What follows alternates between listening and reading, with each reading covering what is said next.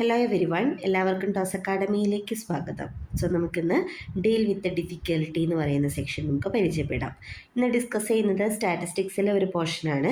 So എല്ലാവർക്കും ഒരു ടെൻഷനാണ് മാത്സ് എടുത്തവരെ സംബന്ധിച്ച് HSIയുടെ നമ്മുടെ സിലബസിൽ ഒരു 3 മൊഡ്യൂള്, അതായത് കമ്പയർ ചെയ്യുമ്പോൾ മാത്സിനോട് അടുത്ത് തന്നെ നിൽക്കുന്ന രീതിക്കാണ് നമുക്ക് സ്റ്റാറ്റിയുടെ മൊഡ്യൂൾ അവർ ചെയ്തിരിക്കുന്നത്, സിലബസിലിട്ടിരിക്കുന്നത്. ഓക്കെ, അപ്പോൾ എല്ലാവർക്കും ഒരു ടെൻഷനാണ് സ്റ്റാറ്റി എങ്ങനെ പഠിച്ചെടുക്കുന്നുള്ളതെന്നല്ലേ. അപ്പോൾ എന്തായാലും നമുക്ക് ഏത് ഫീൽഡാണോ നമുക്ക് ഡിഫിക്കൽട്ട് ആയിട്ടുള്ളത് ആ ഫീൽഡ് നമ്മൾ കുറച്ചുകൂടി ചിലപ്പോൾ വർക്ക് ചെയ്യേണ്ടി വരുന്നുള്ള വ്യത്യാസം മാത്രമേ ഉള്ളൂ. സ്റ്റാറ്റിയുടെ രീതിക്ക് പറഞ്ഞു കഴിഞ്ഞാൽ നമ്മൾ പഠിക്കാത്ത സെക്ഷൻസ് ഒന്നും സ്റ്റാറ്റിയിൽ സിലബസിലില്ല. നമ്മൾ ഡിഗ്രിയിൽ പഠിക്കുന്ന ടോപ്പിക്സ് ശരിക്കും പറഞ്ഞാൽ SCERT നമ്മൾ തുടങ്ങുമ്പോൾ മീൻ മീഡിയൻ മോഡ് എന്നുള്ള കൺസെപ്റ്റിൽ നിന്ന് തുടങ്ങുന്നു. അത് നമ്മുടെ സ്റ്റാറ്റിയിൽ നമ്മളൊരു 4th സെം ആകുമ്പോഴേക്കും നമ്മൾ ഏകദേശം ഒരു ഡിസ്ട്രിബ്യൂഷൻ ലെവലിലോട്ടോ ടെസ്റ്റിംഗ് ഓഫ് ഹൈപ്പോത്തിസിസിലോട്ടൊക്കെ എത്തുന്നു. ആ ഒരു ലെവലിൽ തന്നെയാണ് നമുക്ക് ഇവിടെയും നമ്മുടെ സിലബസിൽ എക്സ്പ്ലെയിൻ ചെയ്ത് പോകുന്നത്. ഓക്കെ, അപ്പോൾ ഇതിൻ്റെ എല്ലാത്തിൻ്റെയും നടുക്ക് വരുന്ന ഒരു സെക്ഷനാണ് പ്രോബബിലിറ്റി അല്ലേ. ശരിക്കും പറഞ്ഞാൽ +2 ഒന്ന് സ്റ്റാർട്ട് ചെയ്ത് ഡിഗ്രി ഒരു 2nd സെമസ്റ്റർ ആകുമ്പോഴേക്കും അങ്ങ് തുടങ്ങുന്ന ഒരു സെക്ഷനാണ് നമ്മുടെ പ്രോബബിലിറ്റി എന്ന് പറയുന്ന സെക്ഷൻ. സോ ഇന്ന് പ്രോബബിലിറ്റി എന്ന് പറയുന്നതിൻ്റെ കൺസെപ്റ്റും കുറച്ച് MCQ PYQ പ്രോബ്ലംസും ആയിരിക്കും നമ്മൾ ഈ ക്ലാസ്സിൽ ഡിസ്കസ് ചെയ്തത്. ഓക്കെ, പ്രോബബിലിറ്റി, അതിന് നമുക്ക് സംഭാവ്യത എന്നോ സാധ്യത ഗണിതമെന്നോ ഒക്കെ നമുക്ക് മലയാളത്തിൽ പറയാം. അപ്പോൾ എപ്പോഴും തന്നെ ചാൻസുകളെ പറ്റി, സാധ്യതകളെ പറ്റിയാണ് നമ്മൾ പഠിക്കുക അല്ലേ. അതുകൊണ്ട് തന്നെ മിക്കവാറും ക്വസ്റ്റ്യനുകളിൽ സാധ്യത എത്ര എന്നുള്ളതായിരിക്കും നമ്മുടെ ക്വസ്റ്റ്യനായിട്ട് വരുന്നത്. ഓക്കെ, അപ്പോൾ പ്രോബബിലിറ്റി തുടങ്ങുമ്പോൾ നമുക്ക് അറിയേണ്ട ഒരു ടേമാണ് റാൻഡം എക്സ്പെരിമെൻറ്റ്. റാൻഡം എക്സ്പെരിമെൻ്റ് എന്ന് പറഞ്ഞു കഴിഞ്ഞാൽ നമുക്ക് ഏതെങ്കിലും ഒരു എക്സ്പെരിമെൻ്റ് അല്ലെങ്കിൽ എന്തെങ്കിലും ഇപ്പോൾ ഒരു കോയിൻ ടോസ് ചെയ്യാണ്, ഒരു ഡൈ ത്രോ ചെയ്യുകയാണ് എന്നൊക്കെ പറഞ്ഞു കഴിയുമ്പോൾ അതിൻ്റെ ഔട്ട്കം എന്ത് വരും എന്ന് നമുക്ക് പ്രഖ്യാപിക്കാനായിട്ട് പറ്റില്ല അല്ലേ, പ്രെഡിക്റ്റ് ചെയ്യാൻ പറ്റുന്നില്ല. അങ്ങനെയുള്ള എക്സ്പെരിമെൻറ്റ്സിനെയാണ് നമ്മൾ റാൻഡം എക്സ്പെരിമെൻറ്റ്സ് എന്ന് പറയുക. ഓക്കെ, അപ്പോൾ അതിന് ഏത് വേണമെങ്കിലും ഔട്ട്കംസ് വരാം എന്നുള്ള രീതിക്ക് കുറച്ച് ഔട്ട്കംസ് ഉണ്ടാവും. ഇപ്പോൾ ഒരു കോയിൻ ടോസ് ചെയ്യുകയാണെങ്കിൽ ഹെഡ് വരണോ ടെയിൽ വരണോ എന്നുള്ളത് നമുക്കറിയില്ല. ഹെഡോ ടെയിലോ വരാം എന്നുള്ള രീതിക്കേ പറയുള്ളൂ. അപ്പോൾ ഒന്നിൽ കൂടുതൽ ഔട്ട്കംസ് ഉണ്ടാകും. അതുപോലെ ഒരു ഡൈ ത്രോ ചെയ്യുമ്പോൾ 1 to 6 ഏത് വേണമെങ്കിലും വരാം. ഏതാണ് എന്ന് നമുക്ക് മുൻകൂട്ടി പറയാനായിട്ട് പറ്റില്ല. സോ നമുക്ക് ഇത്രയും ഔട്ട്കംസിൽ ഏത് വേണമെങ്കിലും വരാം. അപ്പോൾ ഒന്നിൽ കൂടുതൽ ഔട്ട്കംസ് പോസിബിൾ ആയിട്ടുണ്ട്. ഓക്കെ, അപ്പോൾ അങ്ങനെയുള്ളതിനെയാണ് നമ്മൾ എന്ത് പറയുക, റാൻഡം എക്സ്പെരിമെൻറ്റ്സ് എന്ന് പറയുക. ഓക്കെ, അപ്പോൾ ഒരു റാൻഡം എക്സ്പെരിമെൻറ്റ്സിന് കറസ്പോണ്ടിങ് ആയിട്ട് കുറച്ച് റിസൾട്ടുകൾ അല്ലെങ്കിൽ കുറച്ച് ഔട്ട്കംസ്, ഫലങ്ങളുണ്ടാവും അല്ലേ. അതിൻ്റെ ഗണത്തെയാണ് നമ്മൾ എന്ത് പറയുന്നത്, സാമ്പിൾ സ്പേസ് എന്ന് പറയുന്നത്. ഓക്കെ, അപ്പോൾ ഒരു കോയിൻ ടോസ് ചെയ്യുകയാണെങ്കിൽ H അല്ലെങ്കിൽ ടെയിൽ എന്ന് വരിക അല്ലേ. സോ ഇതായിരിക്കും ഒരു കോയിൻ ടോസ് ചെയ്യുമ്പോഴുള്ള സാമ്പിൾ സ്പേസ് എന്ന് പറയുന്നത്. അതുപോലെ തന്നെ ഒരു ഡൈ ത്രോ ചെയ്യുമ്പോഴുള്ള സാമ്പിൾ സ്പേസ് എന്ന് പറയുന്നത് എന്തായിരിക്കും, 1 മുതൽ 6 വരെയുള്ള ഏത് ഔട്ട്കം വേണമെങ്കിലും വരാം അല്ലേ. സോ ഇതായിരിക്കും നമ്മുടെ ടോട്ടൽ ഔട്ട്കംസ് ഏതൊക്കെ വരാം. മൊത്തത്തിലുള്ള ഫലങ്ങളുടെ എണ്ണത്തിനെയാണ് നമ്മൾ എന്ത് പറയുക, കളക്ഷനെയാണ് നമ്മൾ ആ സാമ്പിൾ സ്പേസ്, ആ ഗണത്തിനെയാണ് നമ്മൾ സാമ്പിൾ സ്പേസ് എന്ന് പറയുക. ഓക്കെ, ഈ സാമ്പിൾ സ്പേസിൻ്റെ സബ്സെറ്റുകളെയാണ് നമ്മൾ ഇവൻ്റ് അല്ലെങ്കിൽ ഒരു സംഭവം എന്ന് പറയുക. ഓക്കെ, അപ്പോൾ ഇവൻ്റ് എന്ന് പറഞ്ഞു കഴിഞ്ഞാൽ സാമ്പിൾ സ്പേസിൻ്റെ സബ്സെറ്റുകളായിരിക്കും. ഇനിയിപ്പോൾ നമുക്ക് പ്രോബബിലിറ്റിയിലോട്ട് കിടക്കാം. ഏതെങ്കിലും ഒരു ഇവൻറ്റിൻ്റെ സാധ്യത പ്രോബബിലിറ്റി എത്രയാണെന്ന് ചോദിച്ചു കഴിഞ്ഞാൽ നമ്മൾ ചെയ്യുന്നത് ആ ഇവൻറ്റിൽ എത്ര മെമ്പേഴ്സ് ഉണ്ടോ ഡിവൈഡഡ് ബൈ ടോട്ടൽ സാമ്പിൾ സ്പേസിലുള്ള അംഗങ്ങളുടെ എണ്ണം. ഓക്കെ, അപ്പോൾ ഒരു ഡൈ ത്രോ ചെയ്യുമ്പോൾ ഓഡ് നമ്പർ വരിക, ഒറ്റ സംഖ്യ വരിക എന്ന് പറയുന്നതാണ് നമ്മുടെ ഒരു സംഭവം എന്ന് വിചാരിച്ചോ. അതായത് ഇതാണ് സാമ്പിൾ സ്പേസ്. ഇതിൽ നമ്മൾ എടുക്കുന്ന ഇവൻ്റ് എന്ന് പറയുന്നത് ഒറ്റ സംഖ്യകളുടെ മാത്രം കളക്ഷൻ. ഇപ്പോൾ 1 3 5 വരും അല്ലേ. അപ്പോൾ ഇത് എന്ന് പറയുന്നത് എസിൻ്റെ ഒരു ഉപഗണമാണ്, സബ്സെറ്റാണ് അല്ലേ. ഇയിൽ എത്ര എണ്ണം ഉണ്ടോ 3 എണ്ണം ഉണ്ട്, ഡിവൈഡഡ് ബൈ സാമ്പിൾ സ്പേസിൽ എത്ര എണ്ണം ഉണ്ടോ 6 എണ്ണം ഉണ്ട്. ഇതായിരിക്കും ഈ ഇവൻറ്റിൻ്റെ പ്രോബബിലിറ്റി എന്ന് പറയുന്നത്. ഓക്കെ, അപ്പോൾ എന്താണ് നമ്മുടെ ഒരു ഇവൻറ്റിൻ്റെ സാധ്യത എന്നുള്ളതാണ് നമ്മളിപ്പോൾ ഒരു സിമ്പിൾ എക്സാമ്പിളിൽ പറഞ്ഞത്. ഓക്കെ, നമുക്ക് അതിൻ്റെ കൂടുതൽ പ്രോബ്ലംസ് നോക്കാം. അടുത്തത് 2 നാണയങ്ങൾ ഒരുമിച്ചിടുകയാണ്. 2 നാണയങ്ങൾ ഒരുമിച്ചിടുമ്പോൾ ഔട്ട്കംസ് ഏതാകാം, ഒന്നില്ലെങ്കിൽ 2 എണ്ണത്തിലും ഹെഡ് വരാം. ആദ്യത്തേൽ ഹെഡും രണ്ടാമത്തെ ടെയിലും ആവാം, ആദ്യത്തേൽ ടെയിലും രണ്ടാമത്തേൽ ഹെഡും ആകാം, രണ്ടിടത്തും ടെയിലാകാം. ഓക്കെ, അപ്പോൾ ഇത്ര ഔട്ട്കംസാണ് ഉള്ളത് അല്ലേ. 4 ഔട്ട്കംസ് നമുക്ക് പോസിബിൾ ആണ്. അപ്പോൾ നമ്മുടെ സാമ്പിൾ സ്പേസിൽ 4 എണ്ണം ഉണ്ട്. ഒരു H മാത്രം കിട്ടുക എന്ന് പറയുന്നത്, ഒരു H മാത്രം കിട്ടുക എന്ന് പറയുന്നത് ഇവിടെ ഒരു H മാത്രമേ ഉള്ളൂ, ഇവിടെ ഒരു H മാത്രമേ ഉള്ളൂ അല്ലേ. അപ്പോൾ ഈ 2 ഔട്ട്കംസിൽ മാത്രമേ ഒരു H മാത്രമേ ഉള്ളൂ. അപ്പോൾ പ്രോബബിലിറ്റി എന്തായിരിക്കും, നമ്മുടെ കയ്യിലുള്ള ഇവൻറ്റിൻ്റെ എണ്ണം, ഇവൻറ്റിലുള്ള അംഗങ്ങളുടെ എണ്ണം 2, ടോട്ടൽ അംഗങ്ങളുടെ എണ്ണം 4. അപ്പോൾ 2/4 അല്ലെങ്കിൽ 1/2 ആയിരിക്കും നമുക്ക് ആൻസർ വരിക. ഓക്കെ. കുറഞ്ഞ പക്ഷം ഒരു എച്ചെങ്കിലും കിട്ടുക എന്നാണ് പറഞ്ഞേക്കുന്നത് അല്ലേ. അപ്പോൾ അതെങ്ങനെ വരിക? കുറഞ്ഞ പക്ഷം ഒരു എച്ച് എന്ന് പറഞ്ഞു കഴിഞ്ഞാൽ ഒരു എച്ച് എങ്കിലും വേണമെന്നേ ഉള്ളൂ അല്ലേ. ഇവിടെ 2 എച്ച് ഉണ്ട്, അപ്പോൾ കുഴപ്പമില്ല, ഒരു എച്ച് കൂടുതലുണ്ട്. ഇവിടെ ഒരു എച്ച് ഉണ്ട്, ഒരു എച്ച് ഉണ്ട്. ഇവിടെ എച്ചുകളില്ല, അപ്പോൾ നമുക്കിത് എടുക്കണ്ട അല്ലേ. അപ്പം നമ്മുടെ കയ്യിൽ ആ ഇവൻറ്റിന് കറസ്പോണ്ടിങ് ആയിട്ട് എത്ര ഔട്ട്കംസാണ് ഉള്ളത്? 3 ഔട്ട്കംസ് ഉണ്ട് അല്ലേ. So 3 divided by total sample സ്പേസിൽ 4. ഓക്കെ, അതായിരിക്കും 3/4 വരിക. സോ നമുക്ക് അടുത്ത ക്വസ്റ്റ്യൻ നോക്കാം. ഒരു സമചതുരക്കട്ട ഡൈസ് ഇടുകയാണ്. ഓക്കെ, അപ്പോൾ ഒരു ഡൈസ് ഇടുമ്പോൾ അതിൻ്റെ ഔട്ട്കംസ് എന്ന് പറയുന്നത് 1 മുതൽ 6 വരെ ഏത് വേണമെങ്കിലും ഔട്ട്കംസ് വരാം അല്ലേ. അപ്പോൾ നമുക്ക് ചോദിച്ചേക്കുന്നത് എന്താണ്? കിട്ടുന്ന സംഖ്യ ഒരു പൂർണ്ണവർഗം ആകാനുള്ള സാധ്യത. അപ്പോൾ 1 മുതൽ 6 വരെയുള്ളതിലെ പൂർണ്ണവർഗ്ഗങ്ങൾ ഏതൊക്കെയാണ്? 1ഉം 4 മാത്രമേ ഉള്ളൂ അല്ലേ, സ്ക്വയർ ഫോമിൽ വരുന്നത്. അപ്പോൾ 2 എണ്ണേ ഉള്ളൂ. ടോട്ടൽ ഇവൻറ്റിലുള്ളത് 2 എണ്ണം, ടോട്ടൽ നമ്പർ ഓഫ് ഔട്ട്കംസ് 6 എണ്ണം. സോ 2/6 ആയിരിക്കും പ്രോബബിലിറ്റി.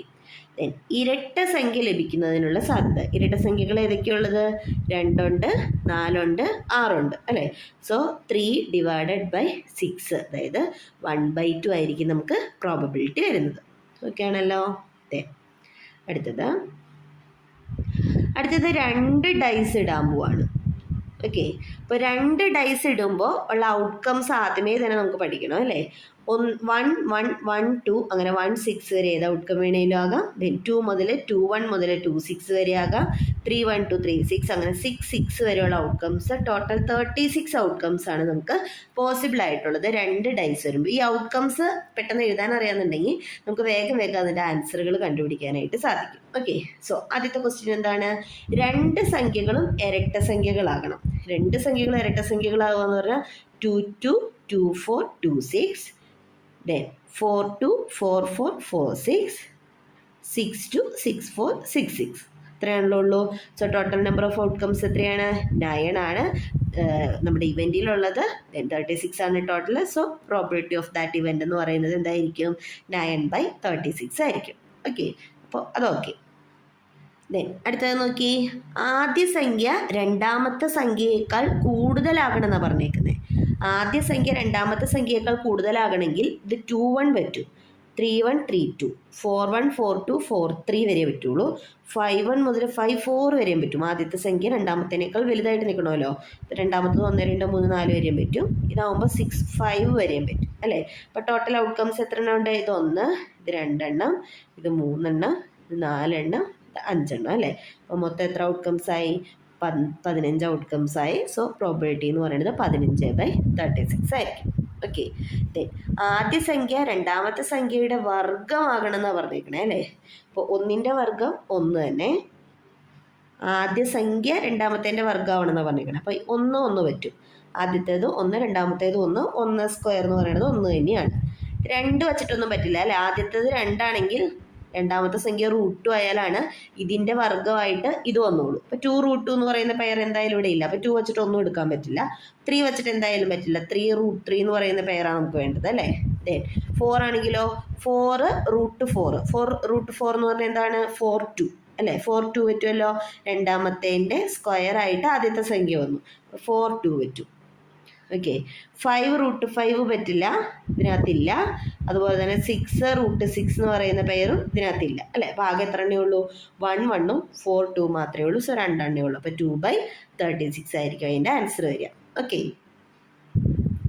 Last question. ദ്വിഗങ്ങൾ ലഭിക്കാനുള്ള സാധ്യത. ദ്വിഗങ്ങൾ എന്ന് പറഞ്ഞു കഴിഞ്ഞാൽ സെയിം ഇതായിട്ട് വരിക, സെയിം നമ്പേഴ്സ് വരിക. 1 1 2 2 3 3 4 4 5 5 6 6. ഓക്കെ, അപ്പോൾ ഇത്രയും 6 എണ്ണമാണ് നമുക്ക് ദ്വിഗങ്ങളായിട്ടുള്ളത്. സോ 6/36 ആയിരിക്കും നമുക്ക് അതിൻ്റെ ആൻസറായിട്ട് വരിക. ഓക്കെ ആണല്ലോ. അടുത്ത ക്വസ്റ്റ്യൻ. എ പാക്ക് ഓഫ് കാർഡ്സിനെ പറ്റിയാണ്. അപ്പോൾ കാർഡുകൾ എന്താണെന്ന് പറഞ്ഞാൽ നമുക്ക് ഈ പ്രോബ്ലംസ് വേഗം ചെയ്യാനായിട്ട് സാധിക്കും. നോക്കാം. എ പാക്ക് ഓഫ് കാർഡ് എന്ന് പറയുന്നതിൽ ടോട്ടൽ ഉള്ളത് ഇത്രയും കാർഡ്സാണ്. 52 കാർഡ്സ് ഉണ്ട്. ഓക്കെ, ഇതിനകത്ത് ഈ ഷേപ്പിന് നമ്മൾ ക്ലബ് എന്നാണ് പറയുക. ഈ ഷേപ്പിന് നമ്മൾ സ്പെയ്ഡ് എന്ന് പറയും. ഇത് ഹാർട്ട്, ദെൻ ഇത് ഡയമണ്ട്. അങ്ങനെയാണ് നമ്മൾ കാർഡുകളുടെ ഓരോ സിമ്പലുകളുടെ പേര് പറയുക. ഓക്കെ, ഓരോ കാർഡുകളും ഓരോ സെറ്റും 13 എണ്ണമാണ് ഉണ്ടാവുക. ഓക്കെ, 13 എണ്ണം വീതം 4 സെറ്റ് വരുമ്പോഴാണ് നമുക്ക് 52 കാർഡുകൾ കിട്ടുക. അതിൽ എ എന്ന് പറയുന്നത് ഉണ്ടാവും, പിന്നെ 2, 3, 4, 5, 6, 7, 8, 9, 10 വരെ ഉണ്ടാവും. പിന്നെ ജെ ജാക്കുകൾ, ക്യൂ ക്യൂനുകൾ, കെ കിങ്ങുകൾ. ഓക്കെ, ഇങ്ങനെയാണ് വരിക. ഇനി ബ്ലാക്ക് കാർഡുകൾ 26 എണ്ണം ഉണ്ട്, റെഡ് കാർഡുകൾ 26 എണ്ണം ഉണ്ട്. ഓക്കെ, ഇപ്പോൾ റെഡ് കിങ്ങുകൾ എത്ര എണ്ണം ഉണ്ടാവും? 2 എണ്ണം ഉണ്ടാവും. ഉണ്ടോ? ആ ഒരു കൺസെപ്റ്റ് ഈ കാർഡ് വെച്ചിട്ട് മനസ്സിലാക്കിയിരുന്ന കാർഡിൻ്റെ എല്ലാ പ്രോബ്ലംസും നമുക്ക് സിമ്പിളായിട്ട് ചെയ്തെടുക്കാൻ പറ്റും. ഓക്കെ, നമുക്ക് നോക്കാം. ഒരു കാർഡ് എടുക്കുവാണ്. എടുത്ത കാർഡ് റെഡ് കാർഡാകാനുള്ള സാധ്യത ചോദിച്ചേക്കുന്നത് അല്ലേ. അപ്പോൾ ടോട്ടൽ എത്ര റെഡ് കാർഡുകൾ ഉണ്ടെന്ന് പറഞ്ഞായിരുന്നല്ലോ? 26 റെഡ് കാർഡുകളുണ്ട്. സോ റെഡ് കാർഡുകൾ കിട്ടാനുള്ള ചാൻസ് എന്ന് പറയുന്നത് 26/52 ആയിരിക്കും. എടുത്ത കാർഡ് ഡയമണ്ട് കാർഡാകാനുള്ള സാധ്യത. ഡയമണ്ട് കാർഡുകൾ എത്ര എണ്ണം ഉണ്ട്? ഈ ഒരു സെറ്റ് അല്ലേ, അതായത് 13 എണ്ണം ഉണ്ട്. അപ്പോൾ 13/52 ആയിരിക്കും അതിൻ്റെ ആൻസർ. എടുത്ത കാർഡ് ഒരു കിങ് കാർഡ് ആകാനുള്ള സാധ്യത. കിങ്ങുകൾ എത്ര എണ്ണം ഉണ്ട്? ഇത്രയുണ്ട്, 4 എണ്ണം ഉണ്ട് അല്ലേ. സോ 4/52 ആയിരിക്കും ആൻസർ. ഓക്കെ ആണല്ലോ. അപ്പോൾ കാർഡുകളൊന്ന് മനസ്സിലാക്കിയിരിക്കുക കേട്ടോ. അടുത്തത് ഒരു സിമ്പിൾ ക്വസ്റ്റ്യൻ ആണ്. ഒരു ബാഗിൽ 5 വൈറ്റ് ഉണ്ട്, 6 ബ്ലാക്ക് ഉണ്ട്, 7 റെഡ് ഉണ്ട്. ഒരു പന്ത് എടുക്കുവാണ്. അത് വൈറ്റ് ബോളാകാനുള്ള സാധ്യത ചോദിച്ചേക്കണേ. മൊത്തം 5 വൈറ്റ് ഉണ്ട്. ടോട്ടൽ ബോളുകളുടെ എണ്ണം എന്ന് പറയുന്നത് 5, 6, 11, 7, 18 എണ്ണം ഉണ്ട്. സോ പ്രോബിലിറ്റി 5/18 ആയിരിക്കും. എടുത്തത് ഒരു നോൺ ബ്ലാക്ക് ബോൾ, ബ്ലാക്ക് ആകരുതെന്ന് പറഞ്ഞേക്കണം. അതായത് ഇതോ ആകാം ഇതോ ആകാം. മൊത്തം 5, 7, 12 എണ്ണം ബ്ലാക്ക് അല്ലാത്തതുണ്ട്. സോ 12/18 ആയിരിക്കും അതിൻ്റെ പ്രോബിലിറ്റി, സാധ്യത എന്ന് പറയുന്നത്. ഓക്കെ ആണല്ലോ. പ്രോബിലിറ്റിയിലെ ചെറിയ ചെറിയ പ്രോബ്ലംസ് എങ്ങനെയാണ് ചെയ്യുന്നത് മനസ്സിലായി അല്ലേ. ഇനി നോക്കാം. നമ്മുടെ കയ്യിൽ നമ്മൾ സെറ്റ് പഠിക്കുമ്പോൾ വെൻ ഡയഗ്രം എന്ന് പറയുന്ന കൺസെപ്റ്റ് പഠിക്കുന്നുണ്ട് അല്ലേ. ഒരു യൂണിവേഴ്സൽ സെറ്റ് ഉണ്ട്. 2 or 3 സെറ്റുകൾ വെച്ചിട്ട് എഴുതാം. അപ്പോൾ തൽക്കാലം നമ്മൾ 2 സെറ്റ് വെച്ചിട്ടുള്ളതേ പറയുന്നുള്ളൂ. നമ്മുടെ കയ്യിൽ എ എന്ന് പറയുന്ന ഒരു സെറ്റ് ഉണ്ട്, ബി എന്ന് പറയുന്ന സെറ്റ് ഉണ്ട്. ഈ റീജിയൻ എന്ന് പറയുന്നതിന് നമ്മൾ എ ഇൻ്റർസെക്ഷൻ ബി എന്ന് പറയുക. ഓക്കെ, ദെൻ ഈ ഫുൾ റീജിയനെ നമ്മൾ എ എന്ന് പറയും. ദെൻ ഈ ഫുൾ റീജിയനെ ശ്രദ്ധിക്കണം കേട്ടോ, ബി ബോള്, അപ്പം ബി റീജിയൻ എന്ന് പറയും. ദെൻ ഇത് ഫുള്ളായിട്ട് ഇപ്പോൾ ഷെയ്ഡ് ചെയ്തത് ഫുള്ളായിട്ട് എടുക്കുവാണെങ്കിൽ അത് നമ്മുടെ എ യൂണിയൻ ബി എന്ന് പറയും. ഓക്കെ, ഇപ്പം ആ കൺസെപ്റ്റ് ഒന്ന് അറിഞ്ഞിരിക്കാൻ വേണ്ടിയിട്ടാണ് കേട്ടോ. ഇനി എയുടെ പൂരക ഗണം എന്ന് പറഞ്ഞു കഴിഞ്ഞാൽ എ ഉണ്ട്, ബി ഉണ്ട്, യു ഉണ്ട്. എയുടെ പൂരക ഗണം എന്ന് പറഞ്ഞാൽ എയുടെ കോംപ്ലിമെൻ്റ് എന്നാണ് ഉദ്ദേശിക്കുന്നത്. ജസ്റ്റ് ആ കൺസെപ്റ്റ് പറഞ്ഞു തരുന്നേ ഉള്ളൂ കേട്ടോ. എ കോംപ്ലിമെൻ്റ് എന്ന് പറഞ്ഞു കഴിഞ്ഞാൽ എയുടെ ഔട്ട്സൈഡുള്ള പോർഷൻ, എയുടെ ഔട്ട്സൈഡുള്ള പോർഷനെയാണ് നമ്മൾ എന്ത് പറയുക? എ കോംപ്ലിമെൻ്റ് എന്ന് പറയുക. അതായത് ഈ എ കോംപ്ലിമെൻറ്റും എയും കൂടി ചേർന്ന് കഴിഞ്ഞാൽ ഫുൾ സെറ്റ് ആയിക്കോളും. ഓക്കെ, ഫുൾ സാമ്പിൾ സ്പേസ് കിട്ടുന്നുള്ളതാണ് നമ്മുടെ കൺസെപ്റ്റ് കേട്ടോ. അപ്പോൾ ബി കോംപ്ലിമെൻ്റ് എന്തായിരിക്കും? ബിയുടെ ഔട്ട്സൈഡുള്ള പോർഷനെയാണ് ബി കോംപ്ലിമെൻ്റ്, ബിയുടെ പൂരക ഗണം എന്ന് പറയുന്നത്. ഓക്കെ, ബി കോംപ്ലിമെൻറ്റും ബിയും കൂടി ചേർന്ന് കഴിഞ്ഞാൽ നമുക്ക് എന്ത് കിട്ടും? ഫുൾ സാമ്പിൾ സ്പേസ് കിട്ടും. ഓക്കെ, ഫുൾ സാമ്പിൾ സ്പേസിൻ്റെ പ്രോബബിലിറ്റി എപ്പോഴും എന്തായിരിക്കും? ഫുൾ സാമ്പിൾ സ്പേസിൻ്റെ പ്രോബിലിറ്റി എന്ന് പറയുന്നത് സാമ്പിൾ സ്പേസിലുള്ള ആൾക്കാരുടെ എണ്ണം ഡിവൈഡഡ് ബൈ സാമ്പിൾ സ്പേസിലുള്ള ആൾക്കാരുടെ എണ്ണം അല്ലേ വരിക. അപ്പോൾ നമുക്ക് എന്ത് വരും? 1 വരും ആൻസർ. ഓക്കെ, സാമ്പിൾ സ്പേസിൻ്റെ പ്രോബിലിറ്റി എന്ന് പറയുന്നത് എപ്പോഴും എന്തായിരിക്കും? 1 ആയിരിക്കും. ഓക്കെ, ദേ അടുത്തത് എന്താണ്? മ്യൂച്വലി എക്സ്ക്ലൂസീവ് ഇവൻറ്റ്സ്, പരസ്പര വർജക സംഭവങ്ങൾ എന്നാ പറയുക. ഓക്കെ, ഇപ്പോൾ പരസ്പരം എന്തോ അവർ തമ്മിൽ യാതൊരുവിധ കോണ്ടാക്റ്റും ഇല്ല, യാതൊരുവിധ ഇൻ്റർസെക്ഷനും ഇല്ല എന്നുള്ളതാണ് മീൻ ചെയ്യുന്നത് അല്ലേ. അതായത് 2 ഇവൻറ്റ്സിന് E1 ഉം E2 ഉം അത് തമ്മിലുള്ള ഇൻ്റർസെക്ഷൻ 5 ആണെന്നുണ്ടെങ്കിൽ E1 E2 എന്ന് പറയുന്നതിന് നമ്മൾ എന്ത് പറയും? മ്യൂച്വലി എക്സ്ക്ലൂസീവ് ഇവൻറ്റ്സ് ആണ്, പരസ്പര വർജക സംഭവങ്ങളാണെന്ന് പറയും. Okay, P of A compliment ഇപ്പോൾ പറഞ്ഞ പൂരകഗണം തന്നെയാണ്. ഈ രീതിക്കോ നമുക്ക് റെപ്രസെൻറ്റ് ചെയ്യാം കോംപ്ലിമെൻറ്റ് കേട്ടോ. പി ഓഫ് എ കോംപ്ലിമെൻറ്റിന് നമുക്ക് 1 - പി ഓഫ് എ എന്ന് പറയാം. അതുപോലെ P of A union A കോംപ്ലിമെൻറ്റിന് നമുക്ക് എന്താണെന്ന് പറയാം? 1 ആണെന്ന് പറയാം. പി ഓഫ് എസ് തന്നെ കിട്ടുന്നുണ്ട്, സാമ്പിൾ സ്പേസ് തന്നെ കിട്ടുന്നുണ്ട്. അഡീഷൻ തിയറോ മൾട്ടിപ്ലിക്കേഷൻ തിയറോ നമുക്ക് ജസ്റ്റ് ഒന്ന് പരിചയപ്പെടാം. ഒരുപാട് തിയറംസ് വരുന്നുണ്ട് കേട്ടോ. ഇതിൻ്റെ കുറച്ചുകൂടിയൊക്കെ കഴിഞ്ഞ് കഴിയുമ്പോൾ ഇനി കണ്ടീഷണൽ പ്രോബിലിറ്റി പഠിക്കും, പിന്നെ ബേസ് തിയറം പഠിക്കും. അതൊക്കെ വരുമ്പോഴേക്കും കുറച്ചും കൂടി അഡ്വാൻസ്ഡ് ലെവലിലുള്ള പ്രോബ്ലംസിലോട്ട് നമ്മൾ കിടക്കും. ഇപ്പോൾ തൽക്കാലം നമ്മൾ ഇത്രയും തിയറംസ് വെച്ചിട്ട് ഈ ഒരു ക്ലാസ്സിൽ ഡിസ്കസ് ചെയ്യുന്നുള്ളൂ. അഡീഷൻ തിയറം എന്ന് പറഞ്ഞാൽ എന്താണ്? P of A union B കണ്ടുപിടിക്കാനുള്ള ഫോർമുലയാണ്. എ ഓർ ബി എന്ന് പറഞ്ഞാൽ എയോ ബിയോ. ഓക്കെ, അപ്പോൾ അതിന് നമ്മൾ എ യൂണിയൻ ബി എന്ന് പറയാം. ദെൻ എ ആൻഡ് ബി എന്ന് പറഞ്ഞു കഴിഞ്ഞാൽ എയും ബിയും. അപ്പോൾ നമ്മൾ എ ഇൻ്റർസെക്ഷൻ ബി ആയിരിക്കും അവിടെ എടുക്കുക. ഓക്കെ, എ ഓർ ബി കാണാനുള്ള probability P of A union B എന്ന് പറയുന്നത് P of A plus P of B minus P of A intersection B എന്നുള്ളതാണ് ഫോർമുല. അവിടെ എയും ബിയും മ്യൂച്വലി എക്സ്ക്ലൂസീവ് ആണ് എന്നുണ്ടെങ്കിൽ ഇത് തമ്മിലുള്ള ഇൻ്റർസെക്ഷൻ എന്തായിരിക്കും? 5 ആയിരിക്കും. അപ്പോൾ P of A intersection B എന്ന് പറയുന്നത് പി ഓഫ് 5 വരും. അപ്പോൾ മെമ്പേഴ്സ് ഒന്നുമില്ല, അതുകൊണ്ട് എന്തായിരിക്കും? അത് 0 ആവും. അപ്പോൾ അതാണ് മ്യൂച്വലി എക്സ്ക്ലൂസീവ് ആവുമ്പോൾ P of A union B എന്ന് പറയുന്നത് P of A plus P of B വരും. അല്ലെങ്കിൽ P of A union B എന്ന് പറയുന്നത് P of A plus P of B minus P of A intersection B വരും. Okay, okay ആണല്ലോ. അപ്പോൾ അതാണ് നമ്മുടെ ഈ ഒരു ഫോർമുലയാണ് നമുക്ക് അത്യാവശ്യം ഇമ്പോർട്ടൻ്റ് ആയിട്ടുള്ള ഫോർമുല. പിന്നെ നമുക്ക് വെൻ ഡയഗ്രം യൂസ് ചെയ്ത് കഴിഞ്ഞാൽ നമുക്ക് കുറച്ച് കാര്യങ്ങളൊക്കെ പഠിച്ചെടുക്കാനായിട്ട് പറ്റും. ദെൻ അടുത്തത് എന്താണ്? മൾട്ടിപ്ലിക്കേഷൻ തിയറം എന്നുള്ളതാണ്.